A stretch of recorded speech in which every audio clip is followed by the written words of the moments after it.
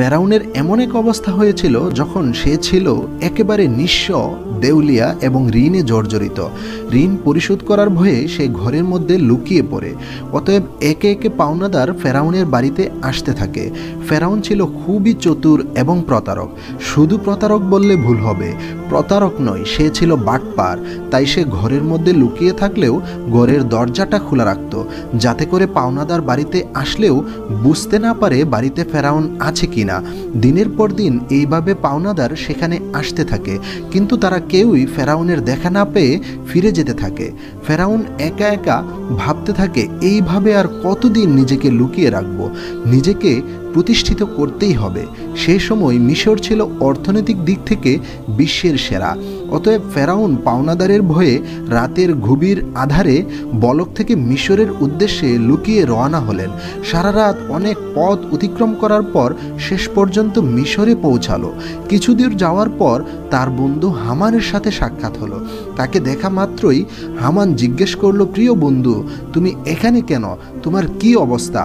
তখন ফেরাউন বলল, বন্ধু হামান, আমি খুবই মানবেতর জীবনযাপন করছি। আমি পাওনাদারের ভয়ে লুকিয়ে পালিয়ে এসেছি। আমি একেবারে নিঃস্ব, চারিদিকে ঋণে জর্জরিত। এখন আমার কোনো একটা কাজের প্রয়োজন। তখন হামান বলল, ফেরাউন, আমারও একই অবস্থা, আমারও একটা কাজের প্রয়োজন। অতঃপর ফেরাউন ও হামান কাজের সন্ধানে বেরিয়ে পড়ল। কিছু পথ অতিক্রম করার পর তারা ক্ষুধায় ও তৃষ্ণায় কাতর হয়ে পড়েছিল। তারা তখন দূরে লক্ষ্য করে দেখল একটি লোক তরমুজের জমিতে তরমুজ কাটার কাজ করছে। তখন ফেরাউন ও হামান ধীরে ধীরে সেই তরমুজের জমির সামনে গিয়ে বলল, চাচা যান, আমরা খুবই ক্ষুধার্ত, আমাদের কিছু তরমুজ খেতে দিবেন? এই কথা শোনা মাত্র লোকটি তাদেরকে তরমুজ খেতে দিল। তারা পেট ভরে তরমুজ খেয়ে তৃপ্তি পেল। তারপর ক্ষেতের মালিক তাদেরকে জিজ্ঞেস করলো, তোমাদের তো আগে কখনো দেখিনি, তোমরা কে আর কোথা থেকেই বা তোমরা এসেছ? তখন ফেরাউন বলল, আমরা বিন্দিসি বলক থেকে এসেছি কাজের জন্য। তরমুজ ক্ষেতের মালিক ভাবল তারও কাজের লোক দরকার, তাই সে তাদেরকে বলল, তোমরা কি আমার ক্ষেতে কাজ করবে? হামান তখন বলল, অবশ্যই কাজ করব। তখন তরমুজ ক্ষেতের মালিক বলল, আমার ক্ষেতে কাজ করতে হলে সৎভাবে কাজ করতে হবে, চুরি করা যাবে না। ফেরাউন ছিল প্রতারক, তাই সে চালাকি করে বলল, আমি জীবনে কখনো মিথ্যা বলিনি, আর চুরি তো দূরের কথা। এইভাবে বিভিন্ন চালাকি পন্থা অবলম্বন করে ফেরাউন ও তার বন্ধু হামান তরমুজ ক্ষেতের মালিকের মন জয় করে কাজে নিযুক্ত হয়ে পড়ল। পরের দিন থেকে ফেরাউন ও হামান তরমুজ নিয়ে বাজারে যায়। বাজার থেকে তরমুজগুলো বেশি দামে বিক্রি করে মালিকের কাছে বেশি বেশি পরিমাণে লাভ দেখায়। এইভাবে আরও বেশি করে মালিকের মন জয় করে নেয়। বেশ কিছুদিন অতিবাহিত হয়ে যাওয়ার পর একদিন ফেরাউন ওই ক্ষেতের মালিককে বলল, চাচা যান, আপনি তরমুজগুলো পিস হিসেবে আমার নিকট বিক্রি করেন, তাহলে আপনার আরও বেশি লাভ হবে। ক্ষেতের মালিক তার কথায় রাজি হয়ে গেল। অতঃপর পরের দিন থেকে ফেরাউন তরমুজগুলোকে আবারও বাজারে বিক্রি করতে নিয়ে গেলে ফেরাউন তরমুজগুলো পিস হিসেবে কিনে বাজারে এসে তরমুজগুলোকে কেটে টুকরো টুকরো করে চড়া দামে বিক্রি করত। এইভাবে চালাকি করে অনেক টাকা উপার্জন করে ফেলল সে। একদিন রাতে ফেরাউন তার বন্ধু হামানকে বলল, বন্ধু হামান, এইভাবে যদি আমরা শুধু তরমুজ বিক্রি করি তাহলে জীবনে কিছুই করতে পারবো না, আমাদের অবশ্যই অন্য কিছু করতেই হবে। সেই সময়ে ঘটে যায় এক অবিস্মরণীয় ঘটনা। মিশরের বাদশাহ তার সেনাবাহিনীর দ্বারা দেশের মধ্যে একটি বিজ্ঞপ্তি জারি করে। সেনাবাহিনী বিভিন্ন জায়গায় গিয়ে বলে, এত দ্বারা জানানো যাইতেছে যে মিশরের কবরস্থানে একটি দারোয়ান প্রয়োজন। যদি কোনো ব্যক্তি এই চাকরি করতে ইচ্ছুক হও তাহলে সে যেন অতি সত্বর মিশরের বাদশার দরবারে যোগাযোগ করে। এই বলে সেনাবাহিনী সেখান থেকে চলে যায়। এই সমস্ত কথা প্রত্যক্ষ পরোক্ষভাবে গ্রহণ করার পর ফেরাউন তার বন্ধুকে বলল, হামান, চলো আমরা দরবারে যাই। হামান বলল, আমার মনে হয় না এটা সম্ভব হবে। তখন ফেরাউন বলল, এই কাজ হাতছাড়া করা যাবে না, চলো আমরা একবার চেষ্টা করেই দেখি না। অতঃপর ফেরাউন হামান দেরি না করে সাথে সাথে মিশরের রাজদরবারে হাজির হলো। মিশরের বাদশাহ তখন তাদেরকে জিজ্ঞেস করলো, তোমরা কে আর কি চাও? ফেরাউন তখন করজোর অনুরোধ করে বলল, আমি মুসাফির, বিন্দিশ থেকে এসেছি। আমি খুবই অভাবের মধ্যে আছি। আমি শুনেছি আপনি কবরস্থানের দারোয়ান নিযুক্ত করবেন, তাই দয়া করে আমাকে যদি এই চাকরিটা দিতেন আপনার কাছে চিরকৃতজ্ঞ থাকতাম। মিশরের বাদশাহ ফেরাউনকে দেখে মনে মনে ভাবল, তারও তো শরীর স্বাস্থ্য ভালো, চেহারাও ভালোই মনে হচ্ছে, সে হয়তো পারবে। এই ভেবে ফেরাউনকে কবরস্থানের দারোয়ানের চাকরিতে নিযুক্ত করল মিশরের বাদশাহ। পরের দিন থেকে ফেরাউন মিশরের কবরস্থানে দারোয়ানের চাকরিতে নিযুক্ত হয়ে গেল। দিন রাত ফেরাউন কবরস্থানের সামনে দাঁড়িয়ে থাকে, আর তার পাশেই একটি ছোট্ট করে তার বন্ধু হামান ও ফেরাউন একসাথে বসবাস করতে থাকলো। একদিন রাতে কয়েকজন লোক একটি মৃত লাশের দাফন করতে আসলো, কিন্তু ফেরাউন তাদেরকে বাধা দিল, কবরস্থানে ঢুকতে দিল না তাদেরকে। তারা বলল, কি ব্যাপার, আপনি লাশ দাফন করতে বাধা দিচ্ছেন কেন? আসলে ফেরাউন ছিল প্রতারক এবং বাটপার, তাই সে চালাকি করে বলল, আপনারা কি শুনেননি, মিশরের বাদশাহ নতুন আইন করেছেন, মৃত লাশ দাফন করতে হলে অবশ্যই 1 স্বর্ণ মুদ্রা পরিমাণ আমাকে দিতে হবে। এই লোকগুলো ফেরাউনের কথা বিশ্বাস করে নেয় এবং তাকে 1 স্বর্ণ মুদ্রা দিয়ে লাশ দাফন করে সেইখান থেকে চলে যায়। এইভাবে রাজ্যের প্রত্যেকটি জায়গায় প্রচার হয়ে যায় যে একটি লাশ দাফন করতে হলে 1 স্বর্ণ মুদ্রা দিতে হবে। এইভাবে ফেরাউন প্রতারণা করে অনেক টাকা উপার্জন করে নেয়। সেই সময়ে ঘটে যায় আজব আরও একটি ঘটনা। মিশরে সেই সময় আল্লাহর গজব শুরু হয়ে যায় চারিদিকে। কলেরা এবং বসন্তে রোগে প্রচুর মানুষ মারা যেতে থাকে। অতঃপর কিছু লোক মৃত লাশের দাফন করার জন্য কবরস্থানে আসতে থাকলো। তখন ফেরাউন আরও চালাকি করে সকলকে বলে দিল যে মিশরের বাদশাহ নতুন আইন করে দিয়েছেন, যদি কোনো ব্যক্তি কলেরা অথবা বসন্ত থেকে মারা যায় তাহলে 2 স্বর্ণ মুদ্রা পরিমাণ রাজ্যকে পরিশোধ করতে হবে এবং সেই টাকা আমার কাছে দিতে হবে। এইভাবে কবরস্থানে প্রত্যেকটি লোক দাফন করার বিনিময়ে ফেরাউন 2 স্বর্ণ মুদ্রা পরিমাণ সকলের কাছ থেকে আদায় করতে থাকলো। লোকেরা অবশেষে তাতেই রাজি হয়ে গেল। ফেরাউন প্রতারণা করে এইভাবে সবার কাছ থেকে স্বর্ণমুদ্রা নিয়ে অনেক টাকা উপার্জন করে ফেলল। এইভাবে সে বছর অতিবাহিত হয়ে গেল। এরপর ফেরাউন তার বন্ধুকে বলল, আমরা তো এইরকম 2 বস্তা পরিমাণ স্বর্ণমুদ্রা উপার্জন করে ফেলেছি, কিন্তু এইগুলা আমরা মিশরের বাদশার নিকট নিয়ে যাব। এই কথা শুনে হামান যেন চমকে গেল। সে বলল, ফেরাউন, তোমার কি মাথা খারাপ হয়ে গেছে? যেই টাকার জন্য এত কষ্ট করলাম আমরা সবার থেকে প্রতারণা করে, আর শেষ পর্যন্ত কিনা সেই টাকাগুলো বাদশাকে দিয়ে দেব? ফেরাউন তখন বলল, হামান বন্ধু, তুমি ধৈর্য ধরো, দেখতে থাকো আমার বুদ্ধির খেলা। অতঃপর পরের দিন ফেরাউন এবং হামান 2 বস্তা স্বর্ণমুদ্রা নিয়ে মিশরের বাদশার দরবারে হাজির হয়ে গেল। মিশরের বাদশাহ তাদেরকে জিজ্ঞেস করলো, কি ব্যাপার, তুমি বস্তা নিয়ে রাজদরবারে এসেছো কেন? তখন ফেরাউন বলল, জাহাপনা, আমি 2 বস্তা স্বর্ণমুদ্রা নিয়ে এসেছি। এই কথা শুনে বাদশার মন্ত্রী তাদেরকে ধমক দিয়ে বলল, তোমার সাহস দেখে আমি আশ্চর্য হয়ে যাচ্ছি। তুমি কিনা মিশরের বাদশার সামনে দাঁড়িয়ে টাকার বড়াই দেখাচ্ছ, স্বর্ণমুদ্রার বড়াই দেখাচ্ছ। তখন মিশরের বাদশা বলল, এত স্বর্ণমুদ্রা তুমি কোথায় পেলে, আর এটা নিয়ে এসেছো কেন? তখন ফেরাউন বলল, জাহাপনা, যারা মৃতলাশ দাফন করতে আসতো তাদের কাছ থেকে আমি 1 স্বর্ণমুদ্রা নিতাম। তাছাড়া এতে আমার বেতনের টাকাও আছে।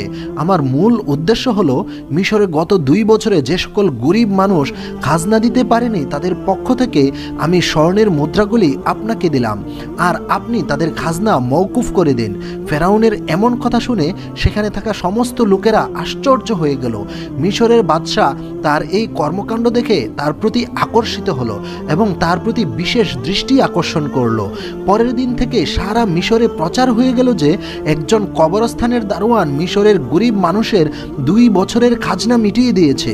সমস্ত মিশরের লোকেরা বলাবলি করতে লাগলো, এমন ভালো মানুষ সারা মিশরে আর দ্বিতীয়টি কখনো দেখা যায়নি।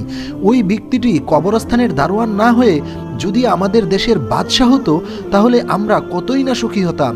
এইভাবে ফেরাউন প্রথমে মিশরের বাদশাহ, তারপর মিশরের মানুষের মন জয় করে নিল। অতঃপর এইভাবে অনেক দিন অতিবাহিত হয়ে গেল। একদিন মিশরের বাদশাহ বার্ধক্যজনিত কারণে ইন্তেকাল করলেন। তখন চারিদিকে সবাই চিন্তিত হয়ে পড়ল, কে হবে দ্বিতীয় রামেসিস অর্থাৎ মিশরের বাদশাহ। কয়েকদিন পর রাজ দরবারের একটি জরুরি মিটিংয়ের আয়োজন করা হলো। সেখানে থাকা বিশিষ্ট জ্ঞানী ব্যক্তিদের মধ্য থেকে একজন বলে উঠল, এইভাবে তো আর মিশরের বাদশার আসন খালি রাখা যাবে না। কে হবে মিশরের বাদশা, আপনারা সবাই আলোচনা করেই বলুন। তখন সেখানে থাকা একজন বলল, হুজুর, আমাদের মনে হয় যে ছেলেটি কবরস্থানের দারোয়ান আছে তার যেমন স্বাস্থ্য তেমন তার বুদ্ধি, তাছাড়া সে তো খুবই ভালো মানুষ, জনগণের কল্যাণে সর্বদাই কাজ করবে, আমাদের মনে হয় তাকে বাদশা করা উচিত। তখন সে বিশিষ্ট জ্ঞানী ব্যক্তি বলে উঠল, ঠিক আছে, তবে তাই হোক। অতঃপর সবার অনুমতিতে ফেরাউন মিশরের বাদশা হয়ে গেল। যে লোকটি একদিন তরমুজ বিক্রি করত, কবরস্থানের দারোয়ান ছিল, আজকে ভাগ্য পরিবর্তন হয়ে সে সমগ্র মিশরের বাদশা বনে গেল। আসলে ফেরাউন যে কতটা নিকৃষ্ট মানুষ ছিল তা কারোরই জানা ছিল না। এদিকে ফেরাউন মিশরের বাদশা হবার পরে আবারও বিভিন্ন চালাকি ও প্রতারণা শুরু করে দিয়েছিল। তার বন্ধু হামানকে মন্ত্রী বানিয়ে দিয়েছিল সে চালাকি করে। একদিন ফেরাউন রাজদরবারে বসে হঠাৎ করে ঘোষণা করলেন, সমগ্র মিশরে গত 1 বছরে কোনো মানুষের খাজনা দিতে হবে না। এই সমস্ত খাজনা ফেরাউনের তরফ থেকে মাফ করে দেওয়া হয়েছে। এই খবর পেয়ে সমগ্র বিশ্বের সাধারণ গরিব মানুষ ভীষণ খুশি হলো। অতঃপর এক সময় ফেরাউন ও হামান ছাড়া যখন রাজদরবারে কেউই ছিল না, তখন হামান বলল, বন্ধু ফেরাউন, এইভাবে যদি সমস্ত খাজনা মাফ করে দাও তাহলে বাদশাহী চলবে কিভাবে? ফেরাউন বলল, হামান বন্ধু আমার, ধৈর্য ধরো, এরপর আমি এমন বুদ্ধি বের করব যে সারা জীবন আমরাই হব সমগ্র বিশ্বের বাদশা। এমন কোনো শক্তি নেই যে আমাদেরকে হারাতে পারবে, তার জন্য প্রয়োজন একটু চিকন বুদ্ধির। পরের দিন থেকে সারা মিশরে ফেরাউনের নাম আলোচিত হতে লাগলো। এই সময় হামান ফেরাউনকে ডেকে বলল, বন্ধু ফেরাউন, তুমি যদি সারা জীবন বাদশা থাকতে চাও তাহলে কিছু কাজ তোমাকে অবশ্যই করা প্রয়োজন। তখন ফেরাউন বলল, কি সেই কাজ, তাড়াতাড়ি বলো আমাকে। এরপর হামান একে একে সব কিছু ফেরাউনকে বলে দিল। অতঃপর ফেরাউন রাজদরবারে একটি জরুরি মিটিংয়ের আয়োজন করলো। তখন ফেরাউন বলল, আজ থেকে কোনো শিক্ষা ব্যবস্থা থাকবে না, থাকবে না কোনো পাঠশালা, সমস্ত পাঠশালা বন্ধ করে দেওয়া হবে। ফেরাউন রাজকীয় ফরমান জারি করলো, মিশরে কোনো ব্যক্তি শিক্ষা নিতে এবং দিতে পারবে না। যদি কোনো ব্যক্তি এই হুকুম অমান্য করে তাহলে তাকে হত্যা করা হবে। সারা মিশরে ছোট ছোট পাথরের মূর্তি বানিয়ে যারা পূজা করত সেগুলি যেন ভেঙে দিয়ে তার স্থানে ফেরাউনের মূর্তি প্রতিস্থাপিত করা হয়। ফেরাউনের এইসব ঘোষণার পর অল্প দিনের মধ্যেই ফেরাউনের কথায় বিধ হয়ে সবাই লেখাপড়া বন্ধ করে দেয় এবং সমগ্র মিশরের মানুষ আল্লাহর কথা ভুলে গিয়ে মূর্খতায় অজ্ঞতায় ঢলে পড়ে। মানুষ সম্পূর্ণরূপে চতুষ্পদ জন্তুর মতো যেন হয়ে পড়েছিল। এরপর ফেরাউন ব্যাপক অহংকারী হয়ে গেল। নিজেকে এত বড় মনে করতে লাগলো যে অহংকারে পরিপূর্ণ হয়ে সে নিজেকে ক্ষুধা দাবি করে বসলো এক সময়। আস্তে আস্তে জনগণের উপর কর খাজনার পরিমাণ বাড়িয়ে দিল, অন্যায় অত্যাচারও বাড়িয়ে দিল। একাকী ফেরাউন সারা মিশরের শাসন কার্য পরিচালনা করতে লাগলো। সুদ, ঘুষ, জেনা, ব্যভিচারের পরিমাণ বেড়ে গেল। এক কথায় ফেরাউন বনি ইসরায়েলীদের অপমান অপদস্থ করতে লাগলো। শুধুমাত্র আসিয়া ব্যতীত অন্য কেউই ফেরাউনের অপমান অপদস্থ থেকে রেহাই পেত না, কারণ আসিয়া ছিল সে যুগের সবচেয়ে সুন্দরী, গুণবতী এবং ধার্মিক নারী। সুতরাং বহু বছর পর ফেরাউন আসিয়াকে স্ত্রী রূপে বরণ করেছিল। একদিন আসিয়া তার নিজ কক্ষে বসে মনে মনে ভাবতে লাগলো, যেভাবে স্বামী ফেরাউন দেশের জনগণকে অন্যায়ভাবে অত্যাচার করছে, নিজেকে ক্ষুধা বলে দাবি করছে, তাতে নিজে তো আল্লাহর গজবে পতিত হবেই, সাথে দেশের মানুষকেও ধ্বংস করবে। ঠিক ওই সময় ফেরাউন সেই কক্ষে প্রবেশ করলো এবং বলল, আসিয়া, তোমাকে এমন চিন্তিত দেখাচ্ছে কেন? তখন আসিয়া বলল, প্রিয় স্বামী, আপনি নিশ্চয়ই জানেন যে এই পৃথিবীর চন্দ্র, সূর্য, আসমান, জমিন সবকিছুই সেই মহান আল্লাহ তাআলা সৃষ্টি করেছেন। সুতরাং মানুষ যতই ক্ষমতার লাভ করুক না কেন, মানুষ একটি ছোট্ট জীবকেও সৃষ্টি করার ক্ষমতা রাখে না। মানুষ মরণশীল, একদিন সবাইকে পৃথিবী ছেড়ে চলে যেতে হবে। তাই আপনি নিজেকে ক্ষুধা দাবি করা বন্ধ করুন এবং আল্লাহর পথে দয়া করে ফিরে আসুন। এই কথা শোনা মাত্রই ফেরাউন খুবই রাগান্বিত হয়ে ধমক দিয়ে আসিয়াকে বলল, আসিয়া, এই কথা যদি অন্য কেউ বলতো তাহলে তাকে আমি এখনই শেষ করে দিতাম। শুনো আসিয়া, সবাই যেমন আমাকে ক্ষুধা মেনে নিয়েছে, তুমিও আমাকে খোদা বলে মেনে নাও, নয়তো তোমার অবস্থা খুবই খারাপ হবে। এই কথা বলে ফেরাউন সেখান থেকে চলে গেল। এদিকে আসিয়া খুবই চিন্তিত হয়ে পড়লেন। এই পরিস্থিতিতে তার কিছুই করার ছিল না, তার দুচোখ দিয়ে শুধু অশ্রু ঝরতে লাগলো। এইভাবে বহুদিন অতিবাহিত হয়ে গেল। অতঃপর ফেরাউন একদিন তার নিজ কক্ষে শায়িত অবস্থায় ছিল।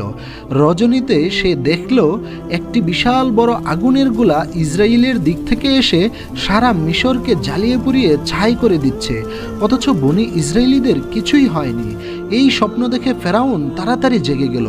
ফেরাউন দেরি না করে পরের দিন দেশের বিভিন্ন প্রান্তে থাকা বড় বড় জ্যোতিষীদের রাজদরবারে ডাকলো এবং নিজের স্বপ্নের কথা সবাইকে জানালো। ফেরাউনের এই স্বপ্নের তাবির করে জ্যোতিষীদের মধ্যে একজন জ্যোতিষী বলল, জাহাপনা, আপনি কিছু মনে করবেন না, ভবিষ্যতে আমরা আপনার নিশ্চিত মৃত্যু দেখতে পাচ্ছি। আপনি বেশি দিন মিশরের বাদশাহ থাকতে পারবেন না, আপনার ক্ষমতা চূর্ণ বিচূর্ণ হয়ে যাবে। এই কথা শ্রবণ করে ফেরাউন অত্যন্ত রাগান্বিত হয়ে বলল, সব কিছু খুলে বলো আমাকে, কি বলতে চাইছ? আমাকে ক্ষমতা থেকে হারাবে এমন কোনো শক্তি আছে নাকি আবার এই পৃথিবীতে? তখন জ্যোতিষী বলল, বনি ইসরায়েলিদের মধ্য হতে মুসা নামক একটি ছেলে আপনার ক্ষমতা শেষ করে দেবে। এই কথা বলে তারা সেখান থেকে চলে গেল। কিছুদিন পর ফেরাউন হামানকে বলল, শোনো বন্ধু হামান, গোটা মিশরে যে ঘরে শিশু পুত্র থাকবে তুমি সৈন্যবাহিনী নিয়ে তাদেরকে হত্যা করো। ফেরাউনের কথা মতো হামান সেনাবাহিনী নিয়ে মিশরের প্রতিটি বাড়িতে তল্লাশি করে যেই ঘরেই পুত্র সন্তানদের পেয়েছে তাদের সকলকে মেরে ফেলতে লাগলো। তাফসির কারকদের মতে এইভাবে যখন প্রায় ৮০,০০০ পুত্র সন্তানকে হত্যা করা শেষ হলো, তখন ফেরাউন মিশরের সবচেয়ে বড় বড় জ্যোতিষীদের গণনার জন্য ডেকে আনলো। অতঃপর জ্যোতিষীরা তখন বলল, জাহাপনা, আমরা গণনা করে দেখতে পাচ্ছি আপনি যতগুলো পুত্র সন্তান হত্যা করেছেন তার মধ্যে মুসা নামক সেই ছেলেটি নেই। তখন ফেরাউন বলল, ভালো করে গণনা করো। এবার জ্যোতিষীরা বলল, জাহাপনা, আমরা গণনা করে দেখতে পাচ্ছি আপনি যতই তাকে হত্যা করার চেষ্টা করেন না কেন তাকে হত্যা করতে পারবেন না। মুসা নামক সেই ছেলেটি আপনার ক্ষমতা চূর্ণ বিচূর্ণ করে দিবে, আর সেই ছেলেটি এখন শিশু। এই কথা শোনা মাত্রই ফেরাউন আরও ক্রোধান্বিত হলো এবং সাথে সাথে হুকুম করল, তোমরা প্রতিটি বাড়িতে গিয়ে তল্লাশি করো, যেই ঘরেই মুসা থাকুক না কেন তাকে হত্যা করো। এই খবর সারা মিশরে ছড়িয়ে পড়ল। তখন হযরত মুসা আলাইহি ওয়াসাল্লামের আম্মাজান খুবই চিন্তিত হয়ে পড়লেন কিভাবে তার শিশু সন্তান মুসাকে বাঁচাবেন। ঠিক ওই সময় তার কন্যা মরিয়ম নদীর পাড়ে ছাগল চড়াচ্ছিল। তখন মেয়েটি ভালো করে লক্ষ্য করে দেখল যে ফেরাউনের অনেক সৈন্যবাহিনী তাদের বাড়ির দিকেই যাচ্ছে। এটা দেখার পর মরিয়ম খুব দ্রুত তার বাড়িতে চলে আসলো এবং বলল, আম্মাজান, ফেরাউনের সৈন্যবাহিনী আমাদের বাড়ির দিকেই আসতেছে, আমার ভাই মুসাকে তুমি বাঁচাও। এই কথা শুনে হযরত মুসা আলাইহি ওয়াসাল্লামের আম্মাজান একেবারেই হতভম্ব হয়ে গেলেন। তিনি কিছুই বুঝতে পারছেন না কি করবেন এখন। ততক্ষণে ফেরাউনের সৈন্যবাহিনী তাদের বাড়ি ঘিরে ফেলেছে। এমন সময় আল্লাহ রাব্বুল আলামিন এক গায়েবী আওয়াজের মাধ্যমে বললেন, হে মুসার আম্মাজান, তুমি দেরি করো না, তোমার পুত্র মুসাকে জ্বলন্ত চুলায় রেখে দিয়ে এসো। হযরত মুসা আলাইহি ওয়াসাল্লামের আম্মাজান তখন মুসা আলাইহি ওয়াসাল্লামকে দ্রুততার সাথে জ্বলন্ত চুলার মধ্যে রেখে দিয়ে আসলেন। আর তখন হঠাৎ করে ফেরাউনের সৈন্যবাহিনী ঘরের মধ্যে প্রবেশ করে বলল, আমরা খবর পেয়েছি তোমার ঘরের মধ্যে মুসা নামক পুত্র সন্তান আছে, তুমি তাকে তাড়াতাড়ি আমাদের কাছে দিয়ে দাও। তখন আম্মাজান বলল, এই দেখুন, আমার তো কন্যা সন্তান, যদি আমার ঘরে মুসা নামক পুত্র সন্তান থাকে তাহলে তোমরা খুঁজে বের করো। তারপর ফেরাউনের সৈন্যবাহিনী ঘরের এদিক ওদিক তন্ন তন্ন করে খুঁজতে লাগলো, কিন্তু কোথাও তারা মুসা আলাইহি ওয়াসাল্লামকে খুঁজে পেল না। অবশেষে তারা সবাই সেখান থেকে চলে গেল। এরপর হযরত মুসা আলাইহি ওয়াসাল্লাম এর আম্মাজান কাঁদতে কাঁদতে ওই জ্বলন্ত চুলার কাছে গিয়ে দেখলো হযরত মুসা আলাইহি ওয়াসাল্লাম বেঁচে আছে এবং ওই জ্বলন্ত আগুনের মধ্যেই হযরত মুসা আলাইহি ওয়াসাল্লাম খেলা করছে। আল্লাহর কুদরতে হযরত মুসা আলাইহি ওয়াসাল্লামের একটি পশমও আগুনে পড়ে নাই। সকলেই বলি সুবহানাল্লাহ। তখন হযরত মুসা আলাইহি ওয়াসাল্লামের আম্মাজান আল্লাহর দরবারে শুকরিয়া আদায় করলেন এবং বললেন, হে আল্লাহ, তুমি সমস্ত ক্ষমতার মালিক, তুমি সমস্ত প্রশংসার মালিক। আল্লাহ গো, তুমি আমার পুত্র মুসা আলাইহি ওয়াসাল্লামকে বাঁচিয়েছ। অতঃপর হযরত মুসা আলাইহি ওয়াসাল্লামের আম্মাজান ওই দিন রাত্রে স্বপ্নে দেখলেন আল্লাহ রব্বুল আলামিন বলছেন, হে মূসার জননী, তুমি একটি কাঠের সিন্দুক তৈরি করো এবং হযরত মূসা আলাইহিস সালামকে ওই সিন্দুকের মধ্যে ভরে নীল নদে ভাসিয়ে দাও। এদিকে আল্লাহ রব্বুল আলামিন হযরত জিবরাইল আলাইহিস সালামকে ডেকে বললেন, হে জিবরাইল, তুমি যাও মূসার আম্মাজানকে সাহায্য করো। আল্লাহর কাছ থেকে এই নির্দেশ পেয়ে হযরত জিবরাইল আলাইহিস সালাম মূসা নবীর বাড়ির দিকে যেতে লাগলেন। সকালবেলা হযরত মূসা আলাইহিস সালামের আম্মাজান নিজের ঘরের সামনেই খুবই চিন্তিত অবস্থায় ছিলেন। এমন সময় দেখলেন একজন দরবেশ তার বাড়িতে এসে হাজির হলেন। তখন মূসা নবীর আম্মাজান তাকে বললেন, আপনি কে? আপনাকে তো ঠিক চিনতে পারলাম না। তখন তিনি নিজের পরিচয় গোপন রেখে বললেন, আমি একজন কাঠমিস্ত্রি। আপনার কি কোনো কাঠের জিনিস তৈরি করতে হবে? সাথে সাথে মূসা নবীর আম্মাজান বলল, অবশ্যই অবশ্যই, আমার একটা কাঠের সিন্দুক তৈরি করা প্রয়োজন। এইভাবে আল্লাহ তাআলা সেই দিন জিবরাইল আলাইহিস সালামের মাধ্যমে হযরত মূসা আলাইহিস সালামের আম্মাজানকে সাহায্য করেছিলেন। অতঃপর মূসা আলাইহিস সালামকে নীল নদে ভাসিয়ে দিলেন। আল্লাহর কি কুদরত! নীল নদীর স্রোত যেই দিকে যায়, হযরত মূসা আলাইহিস সালামকে বহনকারী কাঠের সিন্দুকটি যায় তার উল্টো দিকে। এইভাবে ভাসতে ভাসতে হযরত মূসা আলাইহিস সালামের সিন্দুক ফেরাউনের রাজ দরবারের কাছে গিয়ে পৌঁছালো। সেখানে উপস্থিত ছিল ফেরাউন এবং তার স্ত্রী আসিয়া এবং অন্যান্য দাসদাসীরা। সিন্দুকটি দেখা মাত্র বিবি আসিয়া এগিয়ে এলো এবং সিন্দুকটি খুলে দেখলো একটি ফুটফুটে সুন্দর কুচি শিশু তার ললাটে যেন নূরের আলো চমকাচ্ছে। এত সুন্দর শিশু মা আসিয়া তার জীবনে আগে কখনোই দেখেননি।